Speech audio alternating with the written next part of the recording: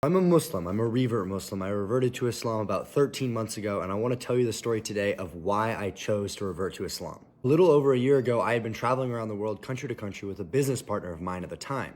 And my business partner ended up actually being a Muslim, and he was Pakistani. We had just gotten done with a 1.5-month trip while we were in Turkey, and we were deciding where should we go next. He told me that he has family back home in Pakistan and he'd like to go see them. And he's like, hey, do you want to come with me to Pakistan? I said, sure. You know what? I've never been. I'm a white man from America. Let's go try it out. So we ended up arriving in Pakistan, and once I got there, I noticed something very different. The people. This was the first real Islamic country that I had ever been in, and immediately, as much as I was a foreigner, everyone started treating me like family. It really intrigued me how hospitable everybody was. Everybody wanted me to come have dinner at their house. Everybody wanted me to come to their local events. Everybody wanted to shake my hand and get to know me. And I wasn't a Muslim, and I wasn't Pakistani, so I wasn't quite sure why they were being so nice to me. And I'm a very naturally curious person, so at the same time, I had been asking my Muslim friend a lot of questions. What about this? What about that? The answers he would give me and how people were treating me at the local mosque really is what started to make me want to look into the religion. So I decided to pick up a Quran. I started reading that, as well as I started asking my friend a lot more questions, and I started praying at the mosque 2 to 3 times a day. About 2 weeks later, every single time that I got done praying, I felt this really beautiful feeling. I felt at peace in a place that I didn't even speak the same language as anybody. It got to a point that after every single time I'd pray Fajr, I sat there in the mosque while the Imam was giving a talk, and I kept going,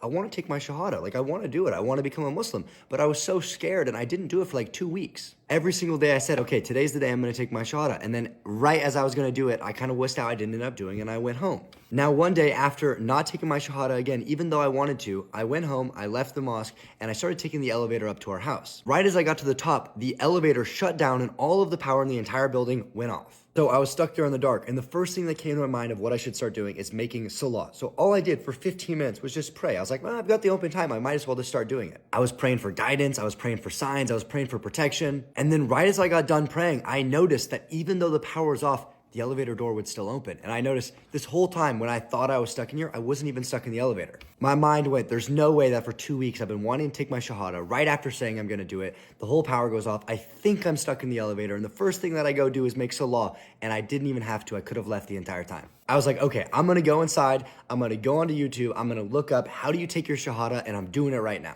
And that's what I did. I literally Googled it, took my Shahada, recited what they were telling me on YouTube, told my friend, and then the next day we did it formally in the mosque. We had a whole celebration, and it was an amazing experience.